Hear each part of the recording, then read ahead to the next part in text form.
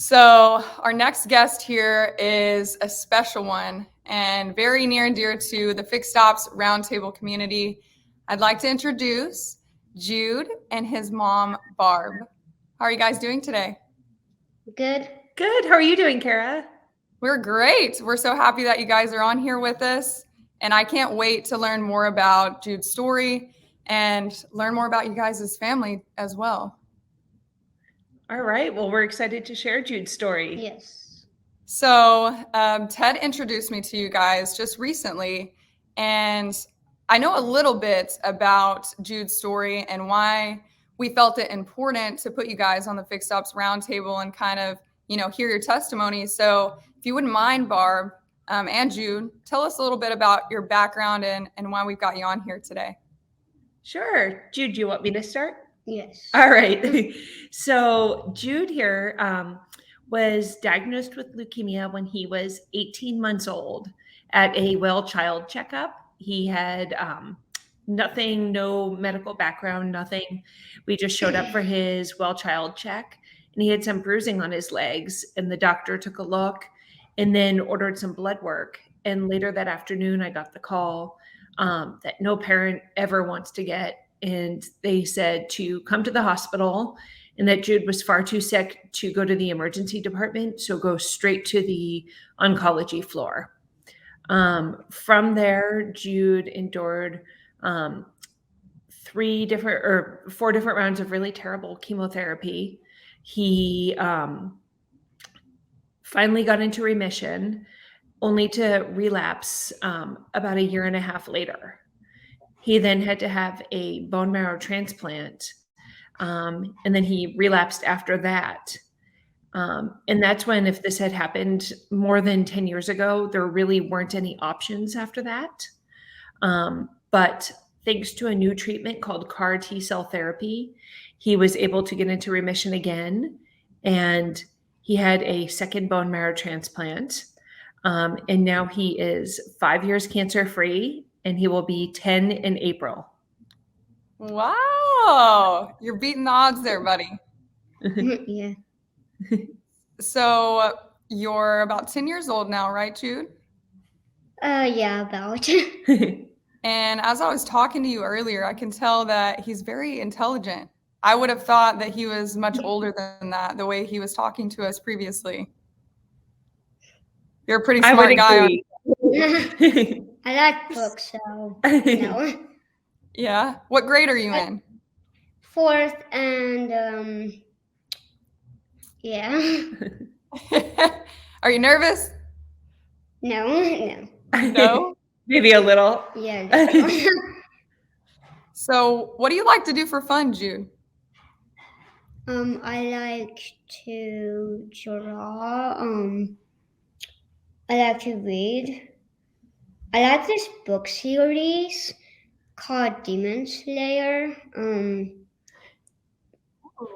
But What kind of book? He likes anime? Yes. And he's learning Japanese right now. Yes. Not that much, but Wow. like manga, you just say in Japanese as manga, and you don't even have to say if you're at Japanese restaurant. I struggle with that word a bit. You don't even have to say bento box, because if you say bento, it means boxed lunch. So you can say. I did not know that.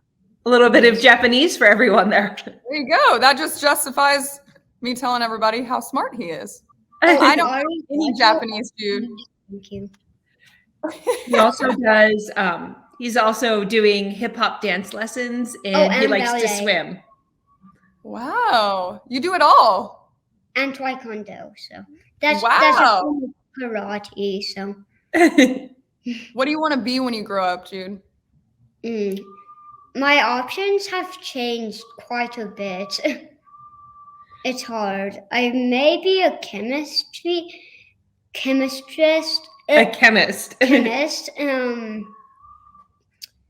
But yeah, maybe that. And what else did you, at one point, didn't you want to be a nurse or a doctor? Yes. What makes you want to do that, Jude? I don't know, just Well, maybe because of being because of everything that I've been through. I just kind of You want to help other people? yes. That's amazing. So, Jude, since you want to potentially help people in the future and be a doctor, chemist, whatever it is that your life path takes you on, I have to ask you, how did having leukemia when you were younger impact your life now? Well, for one, you can see. Oh wait, you can see that my elbow doesn't bend straightly. It's sort of at an angle. So that's a bit hard. And that's, sorry to interrupt, but he had complications from his bone marrow transplant called graft versus host disease. And that's basically where his body's immune system attacks different parts of his body. And in Jude's case, it attacked his joints. So he still, even though that was 5 years ago, he still has issues with mobility where he saw a physical therapist and occupational therapist. Oh, I also graduated from physical therapy, so Yeah, he graduated from physical therapy because of all the dance and hip hop and swimming lessons that he's been doing. I'm also starting to kind of graduate from occupational therapy just a bit. And then also, do you want to talk about the hearing? Oh yeah, and I have I have oh wait no. I have hearing okay, I have hearing loss this year because of an infection. There was a scar that's covered up by my hair here. So like if I get a buzz cut, you can kind of see it. He had, and that's from when he was first on chemotherapy. It destroys your immune system. So he had no immune system and he got an ear infection just like any other kid would get. But in Jude's case, it just got out of control because he had nothing in his body to fight it. So he had to have part of his ear bones cut out. So he's deaf in his left ear from that. Yes, and part of those ear bones was my eardrum. So Yep. So you got a cool scar to show off for the rest of your life, right? Also, if someone were to like scream really loud in this ear, I can sort of hear it echoing out the other ear just a bit. It sounds like a superpower. Yeah.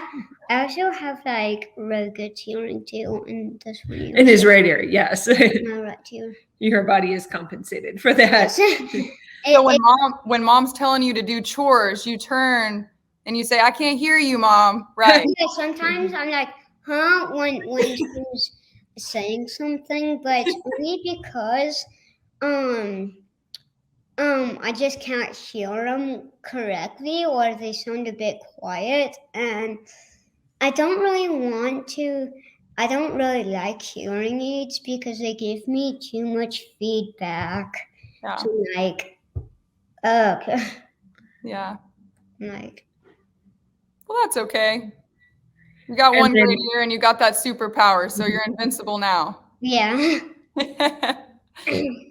All right. So after hearing about all of these treatments and different avenues that you guys took to ensure that, Jude is still here with us today, Barb, I have to ask you, why are you greatly involved with LLS now?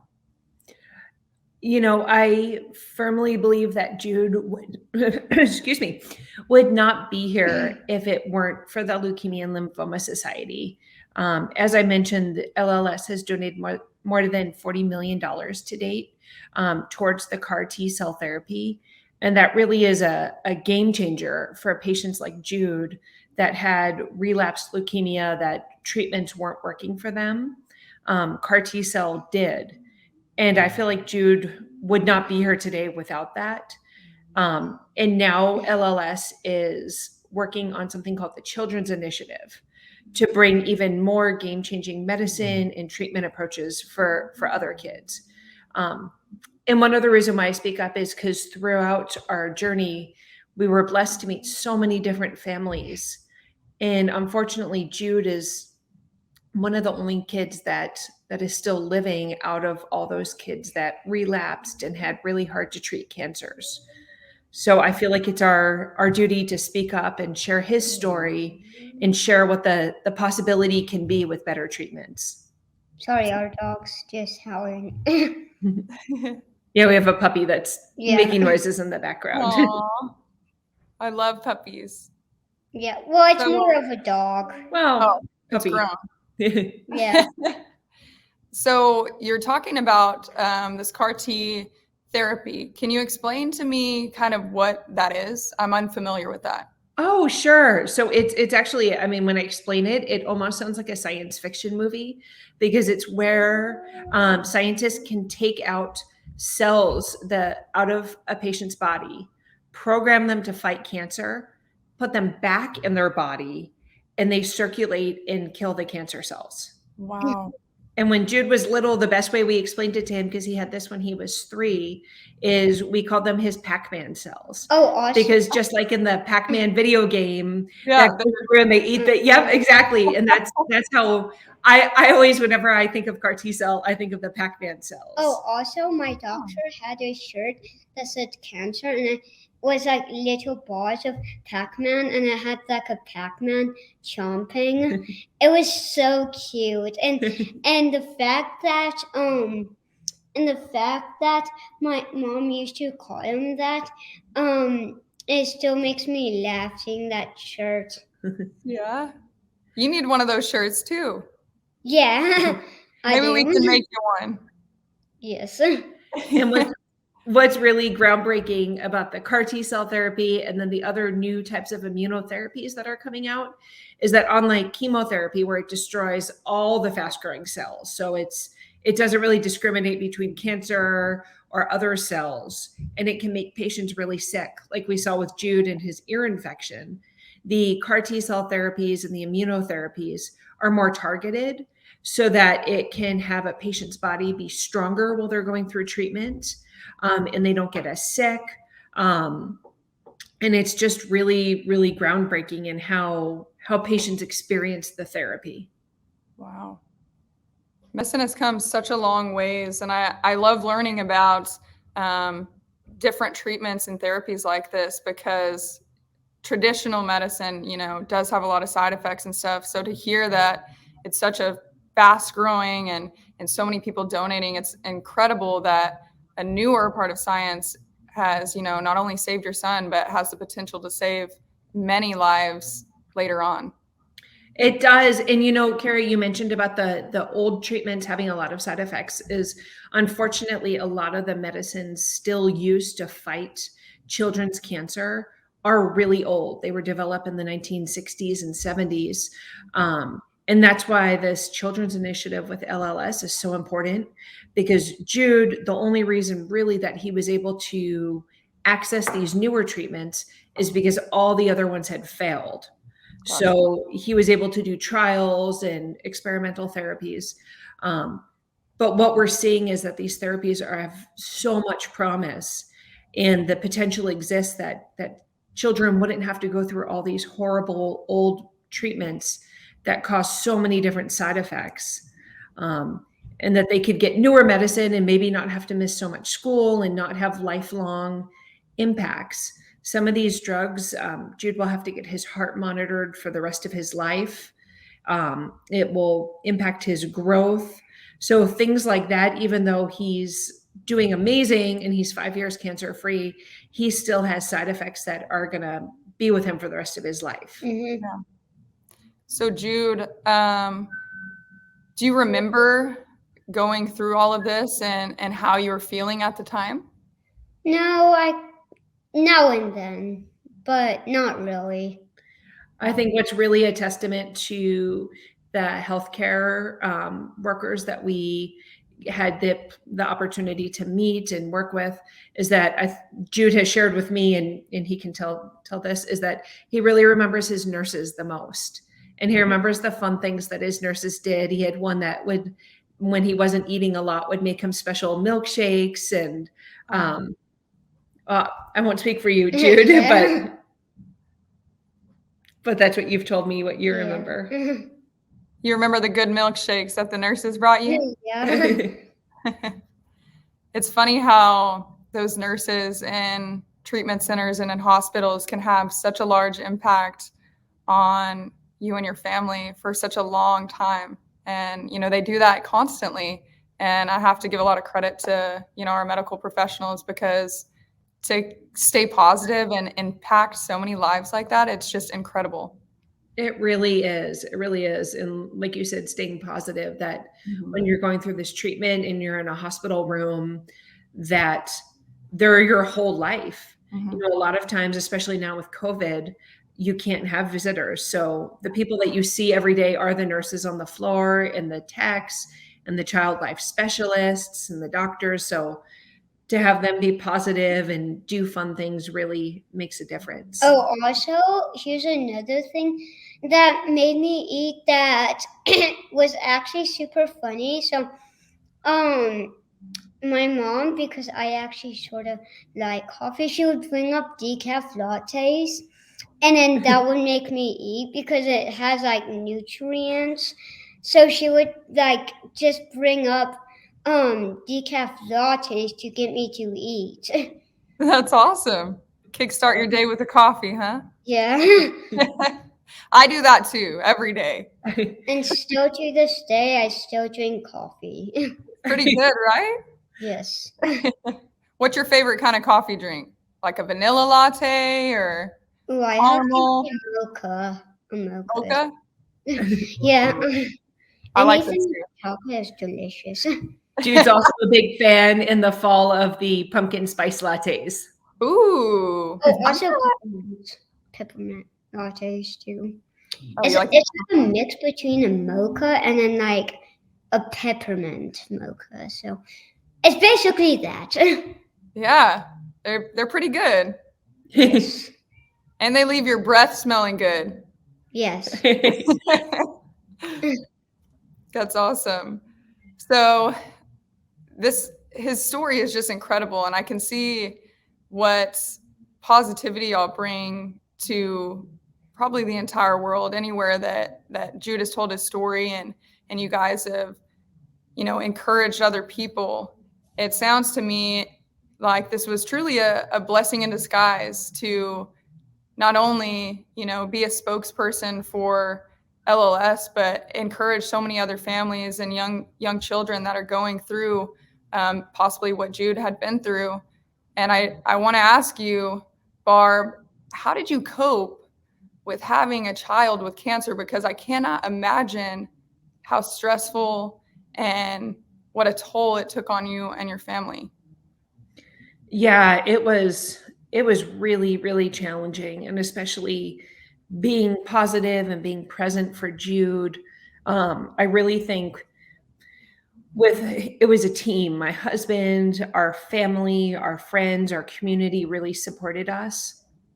And I think really a lot of it was Jude, and that even on the darkest days when Jude was doing good, and if he was content in doing Legos or playing on his iPad in his hospital bed, as long as Jude was doing okay, then I found the strength to have another day. And really, we couldn't have done it without our community supporting us. Yeah. Jude, you have a wonderful mom. You know that? Yeah. Now I still can't believe that it was sometimes me that kind of lit up when I was happy, that kind of lit up the road. Yeah, you always light up the road. You bring positivity wherever you go, Jude? Yes. You like to laugh and encourage other people? Yes. I even have a sticker on my water bottle that says, "Life is better when you laugh." Oh, that's so true. I love that. Life is better when you laugh. I agree. And my dog is listening into every word, so she's like reacting. Bring She's her laughing in too. the shot. Let's see the dog. Should we get Scrappy out? Sure. Okay. She's really cute. She's actually part coyote. It's a dog it's a wild dog we have here in Arizona. Really? Have him. Oh, what's its name? Scrappy, and it's a she. Oh, she's so cute. She's so happy to be on screen. Oh my goodness. Oh my god. How long have you had her? No. She's almost 2 years, or she's 2 years old. So we've had her, I'd say about a little bit before that or after that. Jude, is that your dog or your Oh my brother's dog? goodness. Oh dear. All right, not the Scraps. tail, not the tail. I know. There you go, friends. She's a big dog. Well, medium size. She's not really big. Is that your dog or your brother's dog? Well, it's sort of a family dog, but it's technically my brother's. Oh, okay. And your brother was supposed to be on with us today, but he was a little shy, right? Yes. I also have a cat. It's sort of my cat. I adopted it. Ooh. But it's more of my mom's cat. Yeah, she takes care of it. Yeah. Well, yeah, because it lives in my mom's room because there's a gate. Well, and my dad. My dad's just away. I know trip for his work. But because we can't have the cat and the dog interact because neither the dog will eat the cat, or the cat will totally just kill the dog with her claws. So. Oh man, they're gonna fight? Yes, and my dog could also Scrappy could also eat her food, and then like maybe if she tried she could stick, but we have this litter box, so maybe if she tried to hop up she could eat the litter. So Yeah, that wouldn't be good. So long story short, we keep the dog and the cat separate. yes.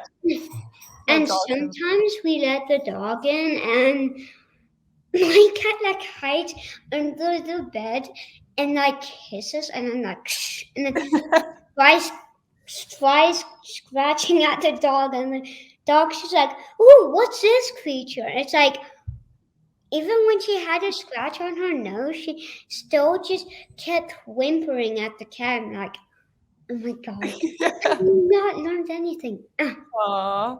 Well, it seems like you have a pretty fun home life then. Yes. Have a good time with your animals and your family. Yes. I want to ask you, Jude, because I can see you're loving life, right? Yes. What advice would you give to somebody who has cancer? I say be brave and keep powering through this. Wow. That's an impactful statement. You know that? Yeah.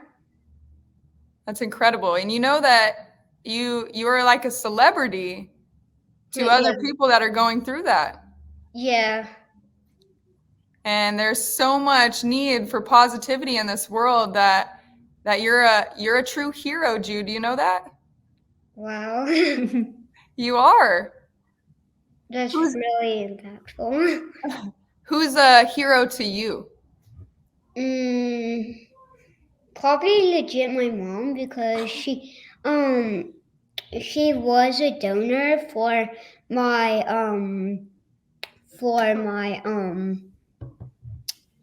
immune system, for my bone marrow. So Wow. I was his bone marrow donor for his second bone marrow transplant. yeah. How incredible. So we actually literally have the exact same blood, since Yeah. he is my bone marrow now. Yes. Wow. Well, your mom is a hero too then. Aw. You're right.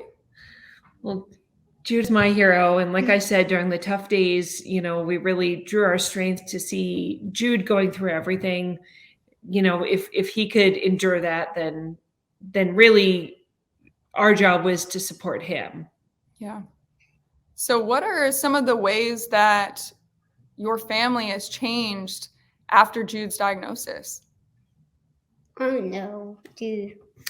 I think one thing is that you really learn to celebrate life and the little things and make the most of every day, and draw the joy. Like, I remember when Jude lost his first tooth, that was like, it was just, I got so emotional because it was like one of those milestones that I didn't know if he was ever going to see. So just appreciating that. I think another thing is that we were stuck at home for so long, especially thinking about COVID and how people have been home more. That was like Jude's entire, from when he was 18 months to when he was 5. So now the fact that we, granted with COVID, with things starting to open up, when we stayed at home and wearing masks, it sort of was like a walk in the park because we kind of knew what we did that already, right? Because, it was nothing new. Yeah. But now that we can go out, we just, it's so fun. And I just love taking the kids on adventures and doing things because for so long we couldn't. Even just doing like sports, I remember there was Saturdays in the hospital that it was like, oh man, seeing all our friends taking their kids out places. Another thing to be super amazing is that I had like no hair and now I can like style it up and then like Ooh. I even have a picture. This is super funny. We had to take pictures for this thing in art. And the day before, I dyed my hair teal. So when the picture came out, I had that teal hair. How funny. Have you ever made a mohawk? No. No? That's a new hairstyle for you. Just an idea. Dude's really into the one side of the hair coming down over his eye. It's a new thing to look cool. Oh, well, I think you look really cool with that haircut. And I'm trying to grow it out. It's pretty long. It is long. I like it. Yes. You want super long hair? Yes. Nice. I'm trying to grow it out. I like it. In the COVID outbreak, my hair was like messy. It was like growing down the back, growing down the sides. Well, it looks good today. Yes, it does. I had to style it up, and my bedhead hair is it's like mine is too. It's so crazy. The more hair you have, the crazier it gets. Yes. Well, I want to sort of wrap up here, guys, and I just want to ask one thing. You have an incredible story. I'm so grateful that I got to spend time with you guys today. And if you could tell the world one thing that would inspire them or maybe encourage them to donate or speak out, what's something that you would tell everybody watching the Fixed Ops Roundtable today? I would say, if you donate, you will be impacting children's life right now as we speak. If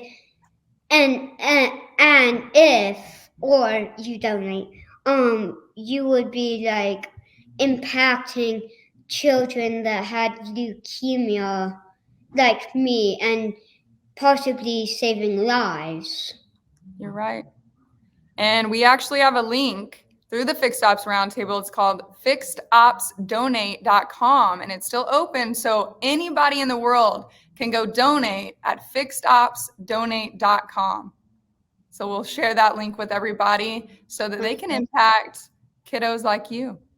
Yeah, you know, so often people want to see like where their donations go or what they're going to look like, and this is what it looks like, from going from a child who virtually had a 0% chance of surviving to a healthy, thriving 10-year-old now. I mean, like, another thing to say is if you donate, maybe we can hit like,